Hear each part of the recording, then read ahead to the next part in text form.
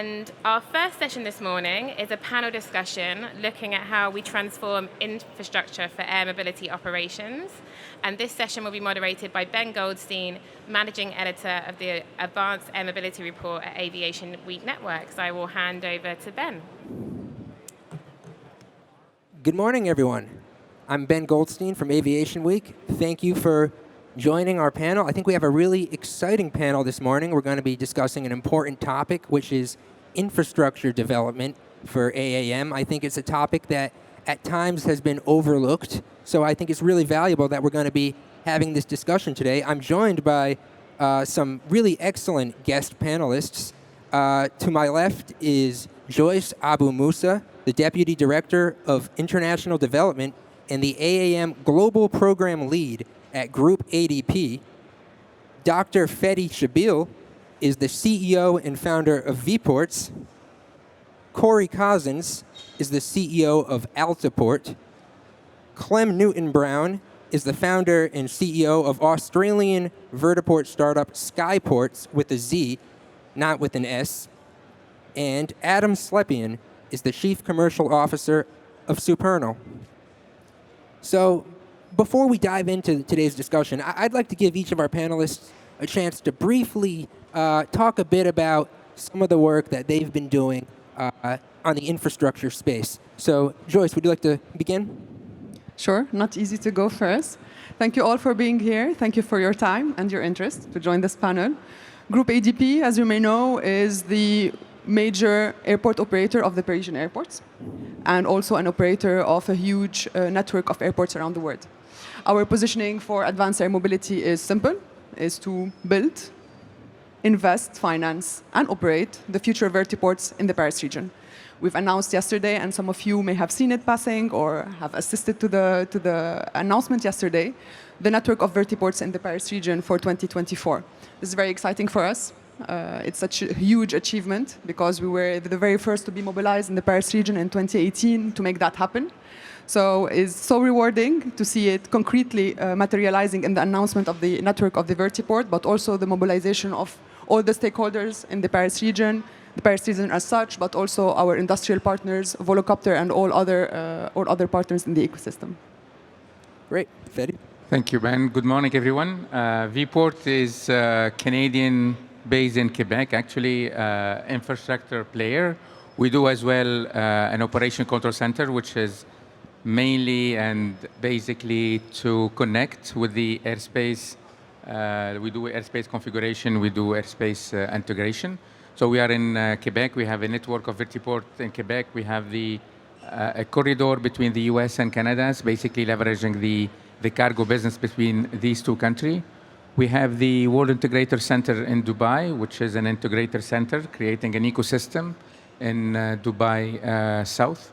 We have a network in UAE covering basically the key emirates in the country, Ras Al Khaimah, Sharjah, Abu Dhabi. So we have a network there. We are in Europe, in Switzerland. Very soon we will announce India. And we work, we don't have like an UAM with which we have a specific or at least exclusive agreement. We are diagnostic, we work with everyone. So this is vertiport. Go ahead, Corey. Corey Cousins with Altiport. Our focus is a little bit different than the other folks up here on the stage. We're focused on the digital infrastructure that will power this physical infrastructure. So an operating system for the vertiports, or as NASA has phrased it, the VAS, the Vertiport Automation System. So not only are we developing this automation system, this operating system, but also leveraging that to develop the network by bringing on existing locations, by bringing on some of those smaller, what will be, vertistops, helistops, heliports today, general aviation airports, leveraging our solution to bring them into this network that is ultimately being developed for eVTOL. Clem Newton-Brown from Skyports Australia. Looking around here, seeing for the first time some of these amazing aircraft is just mind-blowing. So fantastic to be here. When I look at these aircraft, I see an amazing future, but the only way that these aircraft can fulfill their potential is if they've got new landing places outside of airports and helipads. So Skyports is about breaking the nexus between aviation and airports. And that's where we're probably a little different to others. There are three things that we're very focused on. The first is the regulatory, policy, political and community support for establishing new vertiports in new locations. And that's in Australia going well, and I think it's also going well in many other jurisdictions with the EASA and FAA also releasing draft guidelines for vertiports. The second thing we're doing is we're a collector of interest from the property industry. So we collect property addresses, property partners who want to be part of this ecosystem. Now, the property industry is very interested at the moment. They can sense there's something happening. It's taken them a long time, but they can sense it. But nobody wants to spend a huge amount of money. So the massive designs that we're all doing a few years ago with vertiports, they're not going to be built anytime soon. The property industry is looking for something that they can dip a toe in the water, be part of the ecosystem, but not spend a lot of money. And so this is the third thing which we're focusing on, and which something we released yesterday, which is a modular vertiport. So we're going to have a range of modular vertiports, which will be a plug and play. A property developer can say, we are interested in being part of this system, and they can choose one of the modular vertiports to be part of it. Go ahead, Adam. All right. Thanks, Ben. Good morning, everyone. Adam Slepian from Supernal. So as Supernal is an eVTOL OEM, but as part of Hyundai Motor Group, it's really in our DNA to be an infrastructure developer as well. So what we're doing is really taking a holistic approach as an OEM to make sure that, as everyone up here has said, that you have the necessary infrastructure to be able to fly from point A to point B in the future. So our planned EIS entry in service is in 2028. So we're really taking that holistic approach to work by, with, and through governmental regulators, city-level agencies, kind of a grassroots approach from an internal perspective, and putting our resources towards that to make sure that we can get it right, working with external partners like folks on this panel, right, to actually go out and develop the physical and the digital infrastructure. Very important, not just the physical vertiport asset, but to what Corey is working on. How do we bring that together? How do we integrate that in the airspace? How do we integrate that with the aircraft? How do we integrate that with ground mobility services and devices as well? So we can bring together this entire ecosystem, as we call it, to make sure that there is a really good, sound, safe, affordable operating model for the aircraft to fly in the future. Great. Thank you for the explanation, everyone. So I want to start kind of big picture here. When we have the leading eVTOL companies, which are talking about entering service in 24 and 25. So are we behind the 8 ball in terms of infrastructure development? And what needs to be done to bridge the gap to make sure that this industry is ready to take off in just a couple of years' time? Joyce, would you like to begin? Sure.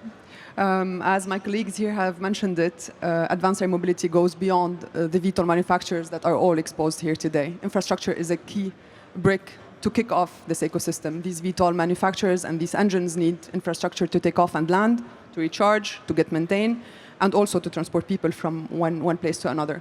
As an airport operator, we immediately understood this, and we understood it 5 years ago. We understood that advanced air mobility might impact in unprecedented ways the way an airport operates and the way an airport's impact the connection between its premises and the city. And this is why we started since end of 2018, beginning of 2019, to explore this topic.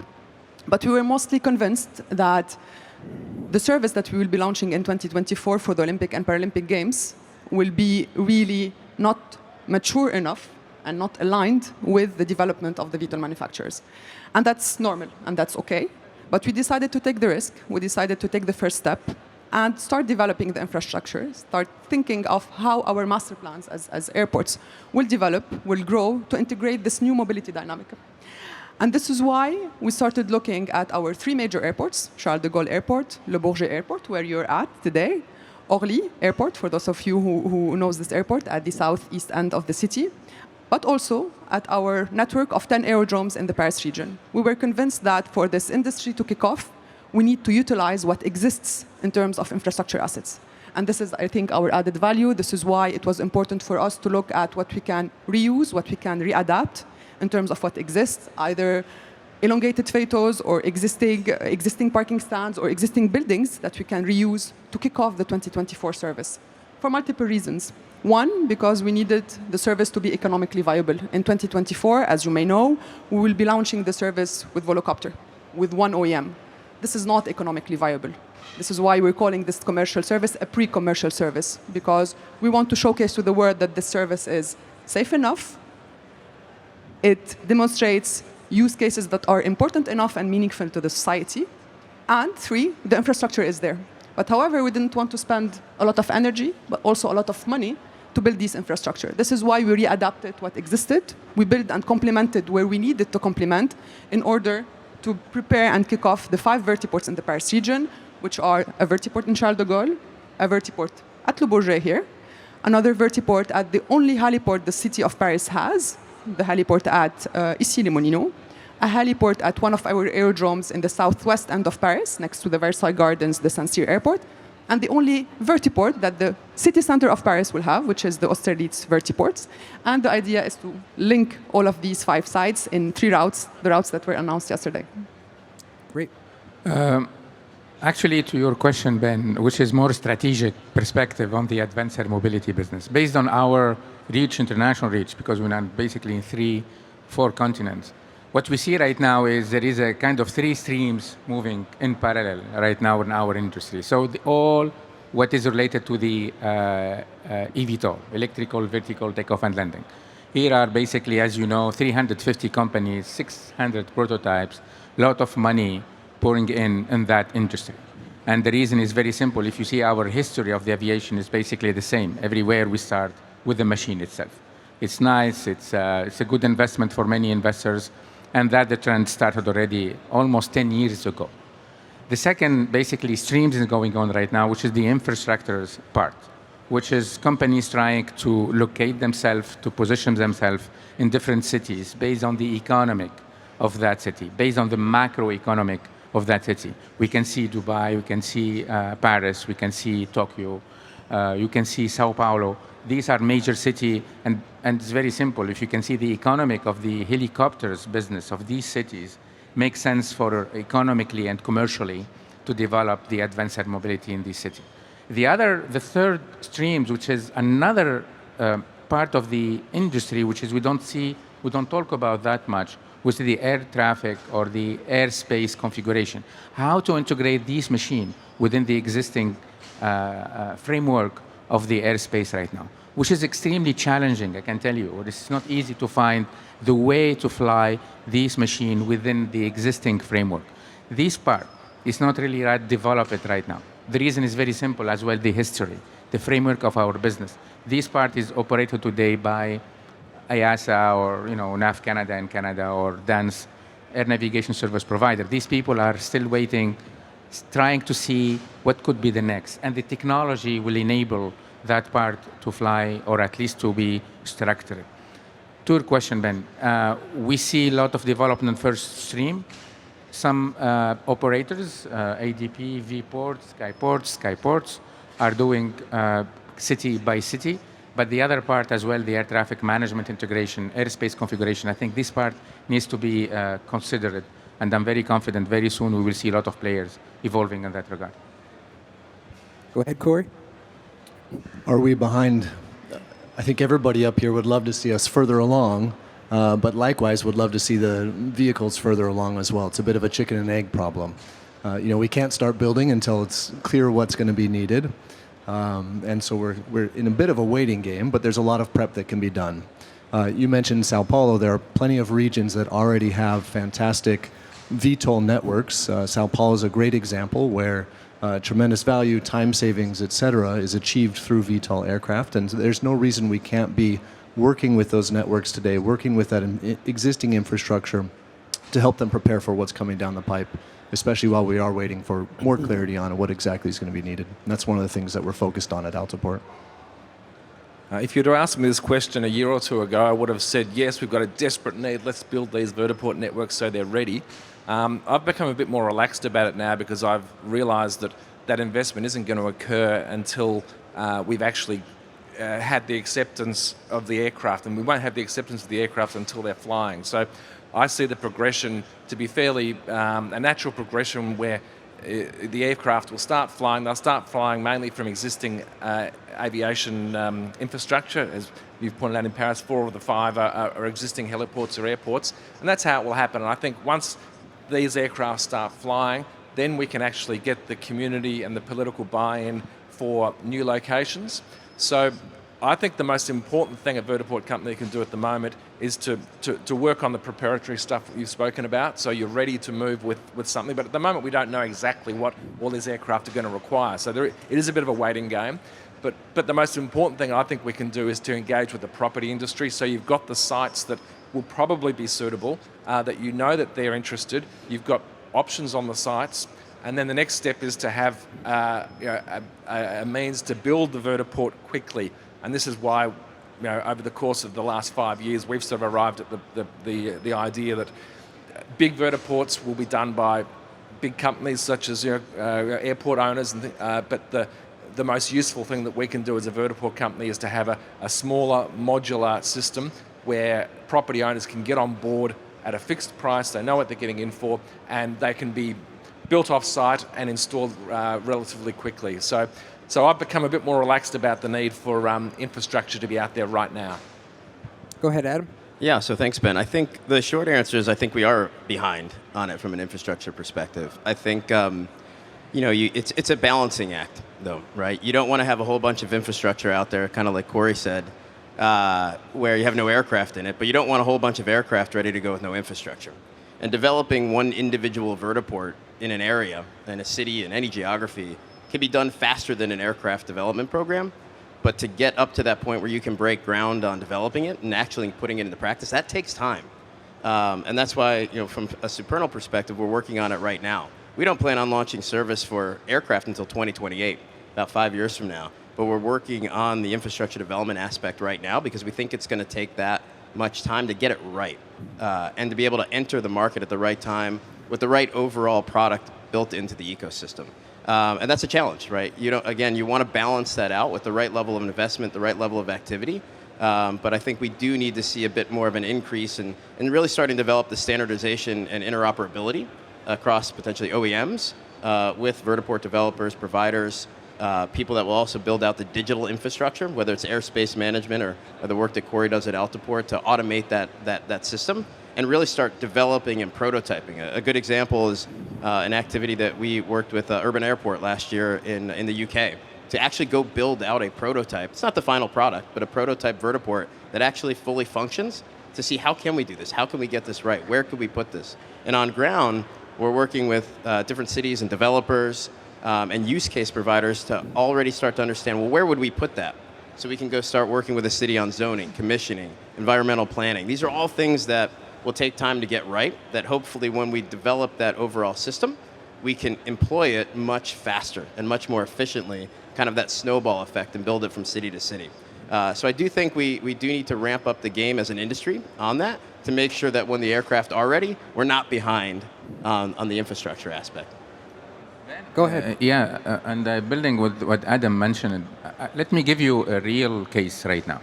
So we started the certification process of Dubai South, Vport Integrator Center in Dubai.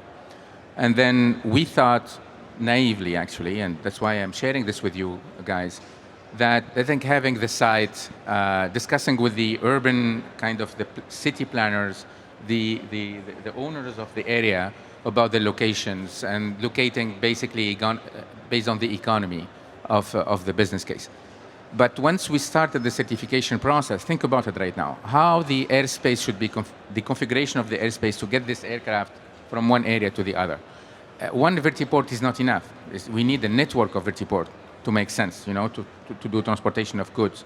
And this is extremely complicated because where to locate the other vertiport based on the airspace that we have to think of. Now, the other transportation mode that around, how these people and goods coming in and out from this vertiport. This is extremely complex process that many stakeholders have to be involved. Extremely well-vetted people, they do this for years in other area, in other transportation area. And then now we have to explain what it means vertiport. We have to explain what it means advanced air mobility. We have to explain what it means, social acceptability, urban integration. These things for us are our business, day-to-day business. I can tell you for many others, it's an education process that we have to go through. We are not late. I think we are not advanced. I think we are really late in terms of locating and positioning this in the infrastructure part of the advanced air mobility. This is a real case, what we're living right now. So I want to ask a question about regulations. What are the major obstacles to building out vertiports from a regulatory standpoint, and what could governments potentially do to make it easier to build them? Adam, would you like to start off? Sure. Yeah, I think it's a really interesting question, and it's a big challenge, right? Because when you look at infrastructure development, that can be so different from, I'll use the U.S. for example, from state to state, city to city, right? The challenge is anything that touches the aviation aspect has to go through some level of certification. So I think focusing on developing out that standardization and operability, whether it's for, and across OEMs, quite frankly, not just from a Supernal perspective, to make this market launch is one thing. To make it scale, you have to create that standardization and operability, right? If you fly from one vertiport to another, the sensor package needs to be different on your aircraft. The communication package needs to be different on your aircraft. That becomes a really big operational challenge, but even bigger becomes a major challenge of how do you get the right equipage on the aircraft that's certified. And if you do that across nation to nation, that's one thing, but city to city, that becomes much more, it's not a challenge that you can actually overcome, right? So focusing on that from a cost perspective and an operations perspective, right? So focusing on developing out standards that can be interoperable across different aircraft platforms and integrate to a seamless environment on the ground, I think is where we really need to put a lot of effort. But the burden is on the industry to go prove that out, right, to the regulators and be able to show that and do that through proof of concept. Go ahead, Clem. Yeah, my background is in politics and property planning and law, and so my interest is particularly in the regulatory side of things. And in Australia and around the world, the rules and regulations around setting up a new heliport are pretty well known, and they're difficult. It's very difficult to get approval for a new heliport, and that's all we've got to work on at the moment. Nowhere in the world has any city or jurisdiction laid out the definitive rules for a vertiport and how it's different to a heliport. And this is one of the problems we've got, is that we need regulators to look at these aircraft as being different to helicopters, and because they're different, we'll allow vertiports to be placed in places where you wouldn't allow a heliport. Now, to achieve that, it's a bit of a chicken and egg problem, because we are trying to show that these are different to helicopters. Now, the primary difference being that they're quieter. Now, there's been a bit of information out there, there's some aircraft flying, but there's nothing out there definitively for the politicians and the regulators to actually say, well, you know what, this is different. I used to say they're going to be smaller. Looking at these aircraft, no way are they smaller than helicopters, so we can't claim that. So we're claiming more environmentally friendly, we're claiming that they're quieter, and that we're claiming that there's a democratization of use. So this will be something that everybody can use, it's not just for the wealthy few. And those things are going to come together, and we hope result in a new class of aviation infrastructure called a vertiport. And when that happens, and if it's easier to get than a heliport, then that's when we'll see the fine matrix of landing destinations, and that where we can see the hundreds of property partners that we've got who are rearing to go, we can activate their sites as vertiports.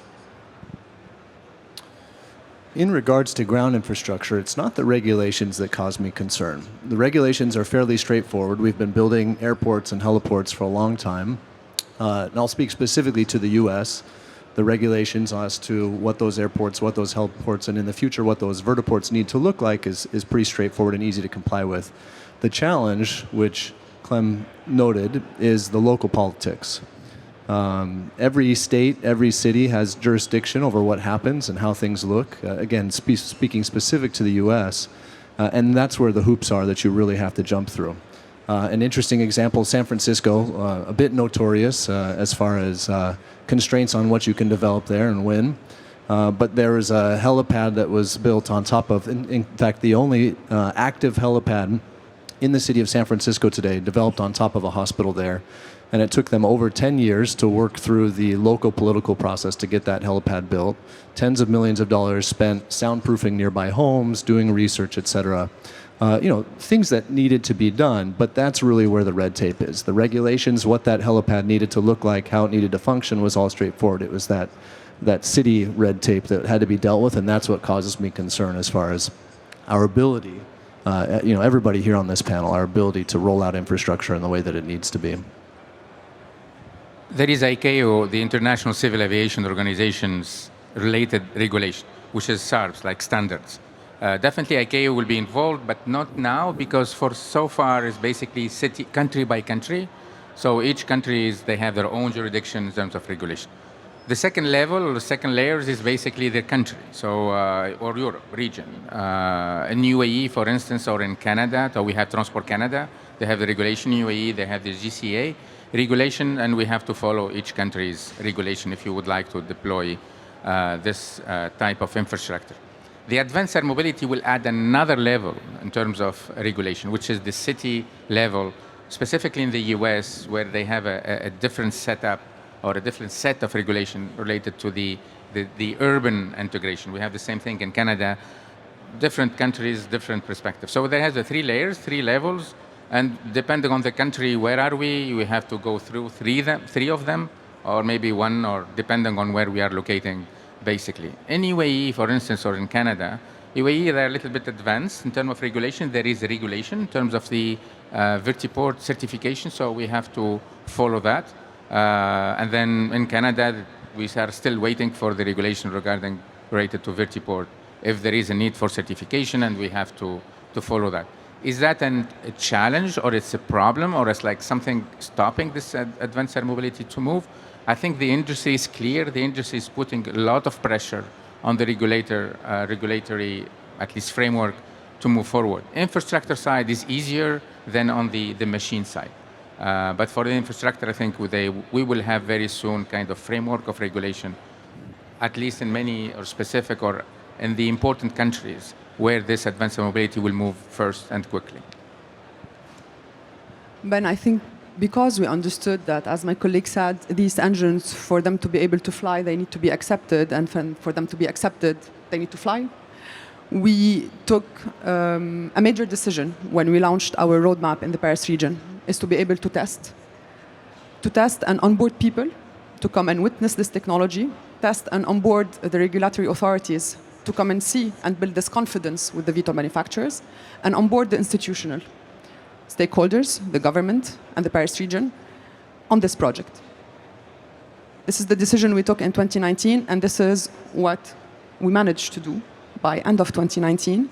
It took a lot of work with the civil aviation authorities in France, a lot of work as well on the institutional level. It wasn't easy.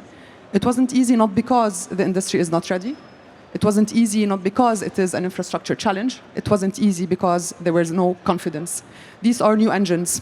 The regulatory stakeholders, their job is to protect their airspace, is to protect the people above which these engines will be flying.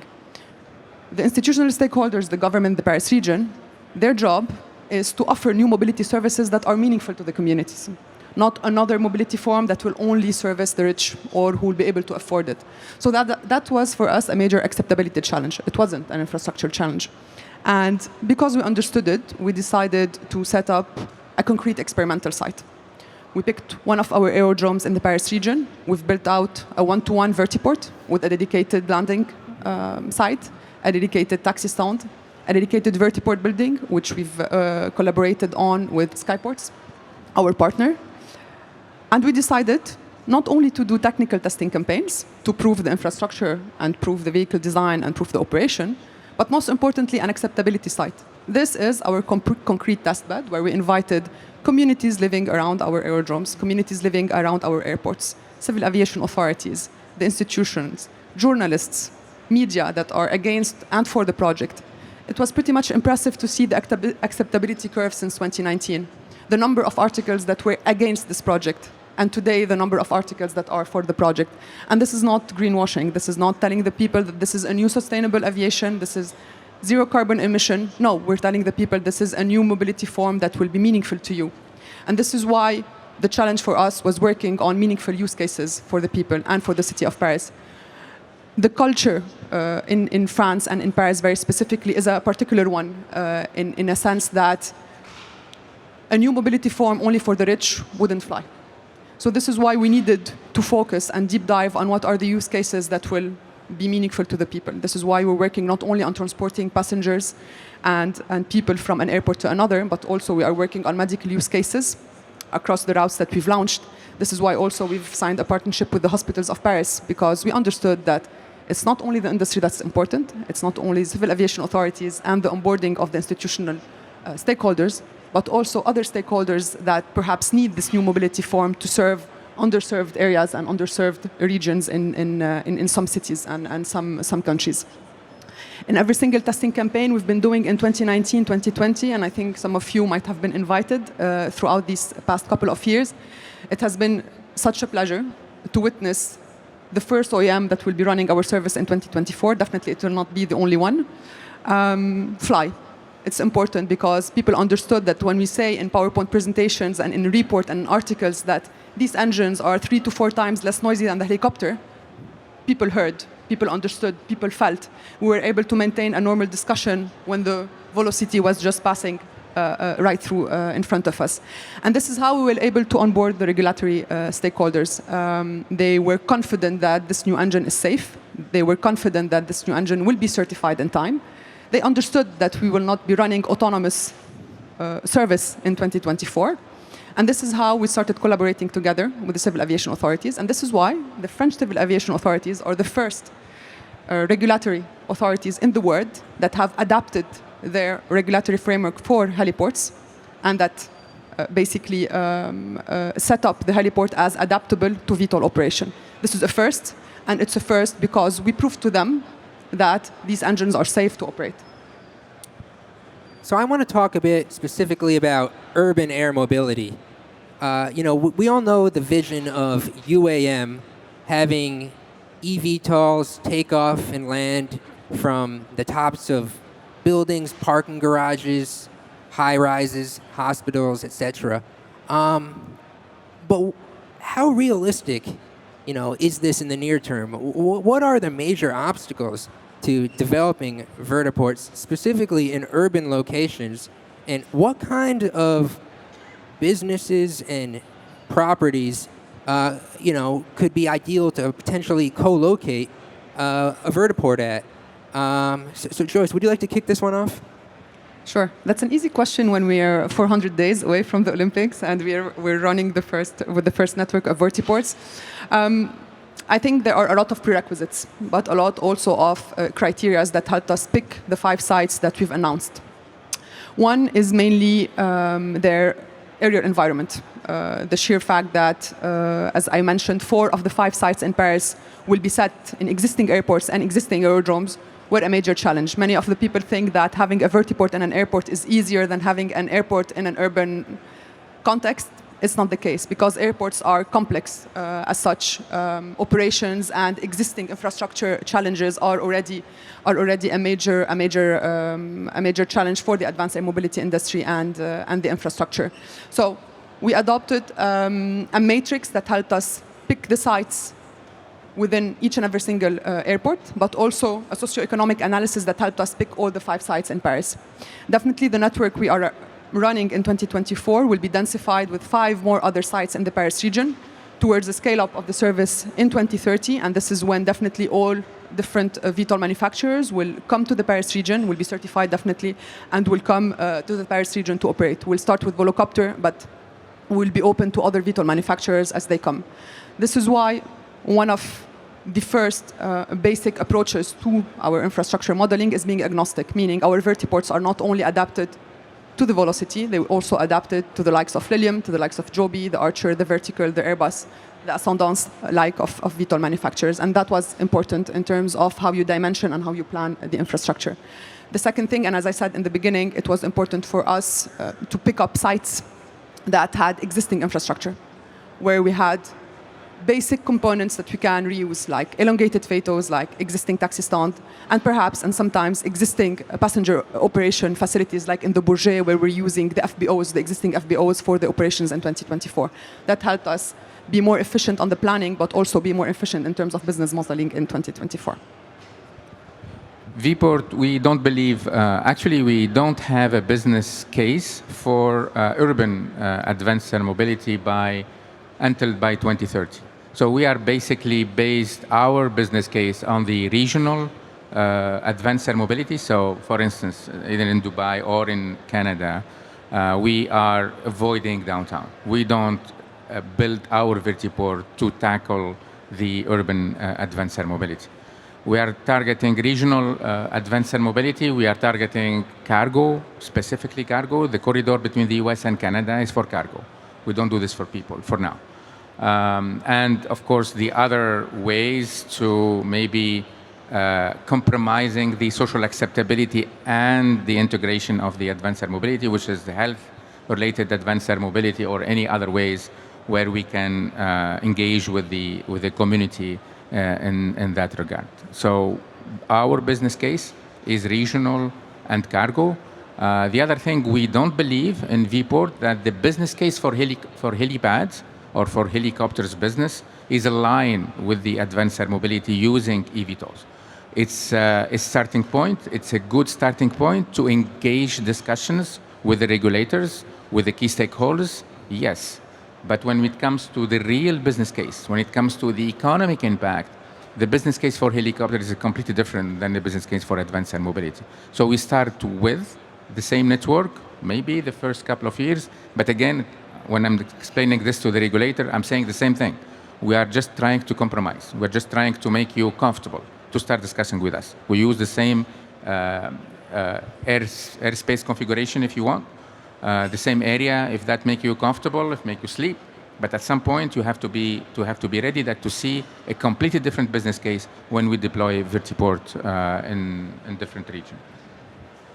You asked how realistic the dream of urban air mobility, rooftop-to-rooftop transportation is. Well, the interesting thing is that to a pretty meaningful extent, this has existed in the past and still exists today. In the 60s, 70s, and the 80s, to some extent in the US, you had New York Airways, I think the name was, flying 24 flights a day between the Trans Am building right next to Grand Central Station downtown to the Trans Am terminal. I think it was at Newark, if I remember correctly. It must have been JFK, actually.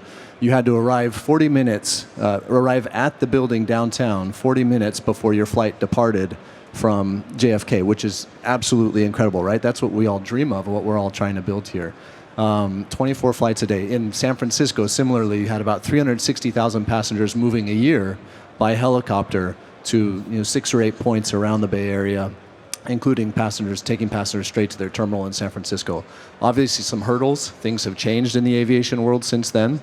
But it's existed before, and even in places like Sao Paulo and otherwise, it continues to exist today. So is it possible? Will that come to fruition? Yes. Will it be the very first use case? Maybe not. There's some hurdles that have to be overcome. But really, the value unlock is going to be proliferation of landing locations. The aircraft, obviously, none of this happens without the aircraft, but the value unlock is the landing locations. And getting those as close as possible to your start and end destinations. We've done lots of tests of this service or of services similar to this, and what always kills it is that travel from your origin to where your aircraft is going to take off, and then on the other end of the trip, where your aircraft lands to your destination. And when you introduce multimodality and the disruption from having to get out of the car, run to catch your flight, the stress that causes over a relatively short travel distance, a relatively short travel ribbon, that really kills the value. And so the key unlock, again, is going to be proliferation of those landing locations. Look, Skyports has got options on most of the car parking garages in urban Australia, which I thought was a massive advantage when we got that through a number of deals. I'm less excited about the getting into central sites in central urban locations, because I can see how difficult it's going to be. Looking at the draft guidelines released by FAA, EASA, CASA, I think it's going to be very difficult to actually get approval for many sites in in central city locations. There's just too many obstacles. I'm not an aviator, but looking at what I've seen and speaking with people who are aviators, I think it is going to be very difficult to get these central city landing sites, even on top of car parking garages, which are designed for aircraft, or designed for vehicles, and are generally, built for purpose in places where people want to go. Because car parking garages are generally built in places where people want to come to. So in that sense, they are well located.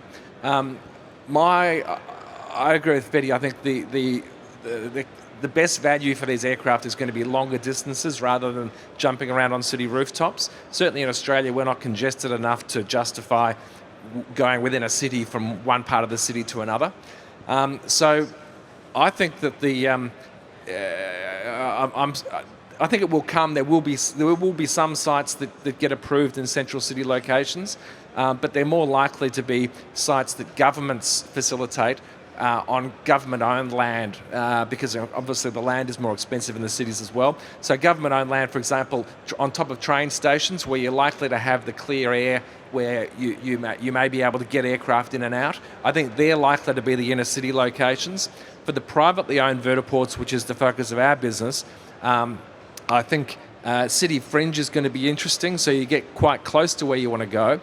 You've got the space, so this is why industrial and commercial property partners are very interested in them, because we can get close to where we want to go, and the aviation aspects are easier.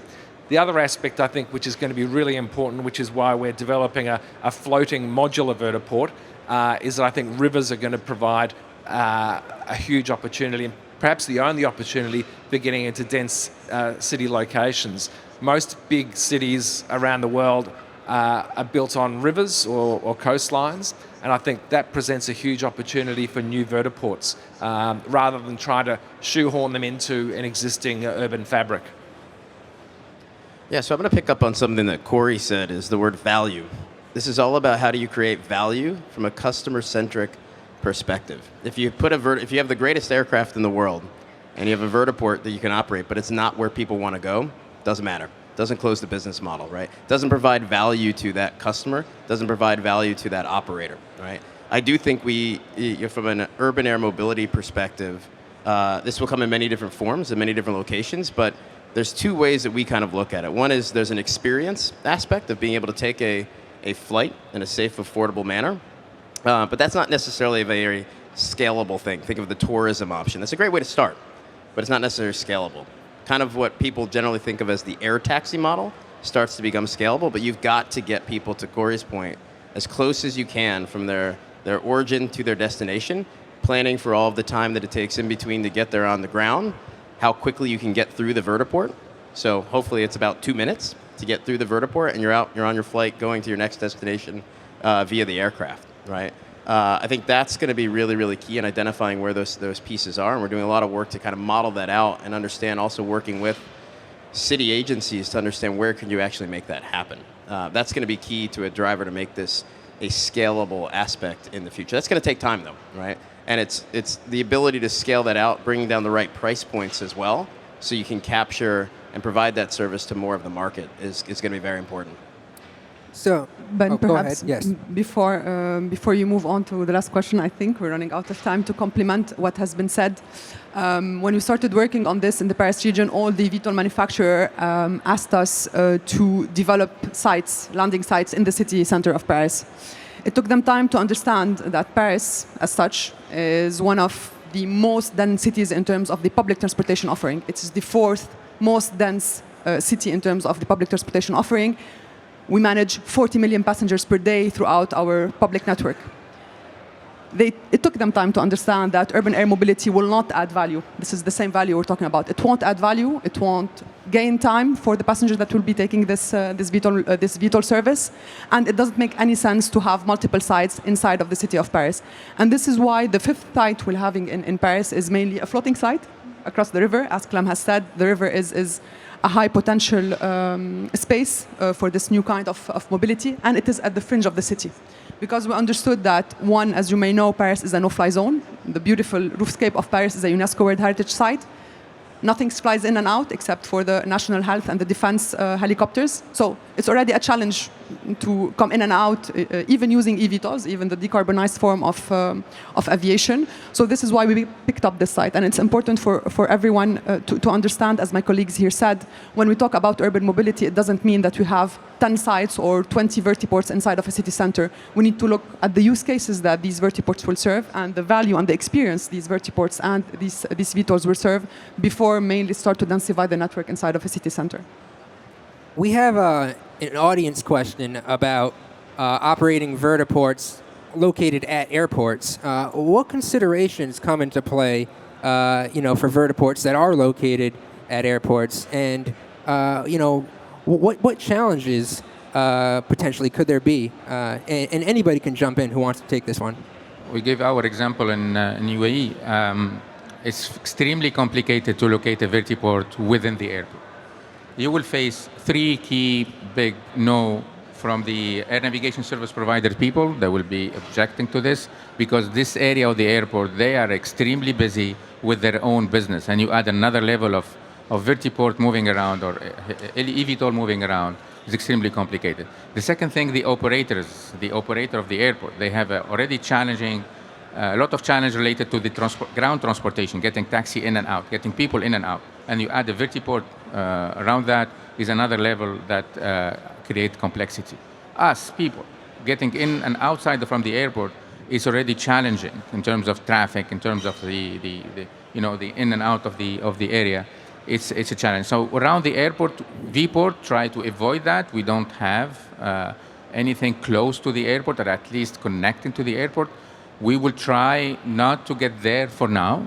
That's why really our business case is around regional, so basically avoiding the airport altogether. We're really trying very hard, even if the demand from many kind of stakeholders come to the airport, because it looks like in many mindsets the link is there, but you don't see the business case that could really develop that business, that make it easy for many stakeholders to engage within the airport. Our position in the U.S. is a little bit different. We have an incredible general aviation airport infrastructure. 20,000 landing locations around the country. Maybe 5,000 of those are realistic, meaningful landing locations that could be a part of a landing infrastructure network. These GA airports are easy to get in and out of. They're close to population centers. The stat is something like 90% of the U.S. population lives within 20 minutes of one of these GA airports. So we actually see them as a great asset for advanced air mobility. And we try not to differentiate between vertiports and these GA airports. Vertiports are, it's not that we don't differentiate, but we don't exclude. They're not mutually exclusive, right? Vertiports aren't the only place that an eVTOL can or should be landing. They absolutely should be landing at this existing infrastructure. Now, as you look at the larger commercial airports, certainly there are some challenges. Airspace gets a little bit more hectic, but helicopters come and go from those airports all the time. Private aircraft, again, specific to the U.S., come and go from them all the time, flying in and out of FBOs. So we see them as promising locations, certainly with some challenges. The key unlock there will be specific to commercial airports, finding a way to connect the service, right? So how do you get that person to the sterile zone to drive that efficiency and the transfer of operations? Yeah, I think we probably need to look at it a little differently. That vertiports I think they need to be providing a service to deliver people to airports, but they shouldn't be seen as part of the airport. They should be seen as part of the options of getting other terrestrial transport to get to the airport. So they're like a bus stop or a tram stop or train stop located outside of the airport, and I think we've got to get around the mindset I said before, breaking the nexus between aviation and airports. This is the key to this. We need people to see these not as another form of helicopter, another form of aircraft, as another form of transport which provides some level of, or a similar level of amenity that buses and trams and trains do. So, from an aviation perspective, I can see there's obviously issues with conflicts with slow-moving vertical takeoff landing aircraft. So I presume the the solution to that, and there'll be people who know the answer to this, but I presume the solution to that would be have very specific paths to come in and out of airports. But I don't think they should be considered as part of the airport. They should be considered as part of the other terrestrial transport options to get to the airport. So, And Joyce, maybe you could close out. as an airport operator, Yes, yes, please. I can close the answers to this question. It's interesting to see the perspective of my colleagues, and this is why basically our job as an airport operator pushes us to understand and master the way our airports work. And this is why we're convinced that advanced air mobility is not a substitution for helicopter operation. It comes and complements our mobility offerings. We are pretty much well connected by train, by car, and also the advanced air mobility will come and add another layer, another service that we will come and offer to our passengers. Our take on that is that vertiports will be integrated in airports. One of the first viable use cases of the industry is the airport city link. We will start there. Perhaps we are wrong about our assumptions, and this is what we'll know and understand in 2024. And this is the good thing of taking risks and starting first. You learn fast, and it's okay if we fail. It's okay if our assumptions are not right. But to answer more concretely the question that has been asked, we look at a matrix of really 5 major topics, themes. One is airspace. The approaches is really important. We want to integrate advanced air mobility without disrupting the approaches of the existing aviation forms on our airports and aerodromes. Second, we look at infrastructure that's available. Again, it's very challenging to find spots that are available for advanced air mobility where no project is planned on airports. You know, airports, they review their master plan every 5 years, 10 years. We are getting ready to accommodate sustainable aviation fuel. We are getting ready to accommodate the hydrogen airport. These are all surfaces and parcels that needs to be dedicated in the master plan. And advanced air mobility is one of them. So the challenge is bigger, definitely, and the infrastructure and the availability of land is one of the key topics we looked at. Third, we look at acceptability. You know that airports are major sites that can, at one point in time, push for some people or communities around it not to be happy about airplanes coming in and out. So we really look at what's happening around Charles de Gaulle, around Le Bourget, around the aerodromes, and all the sites where we're launching the vertiports.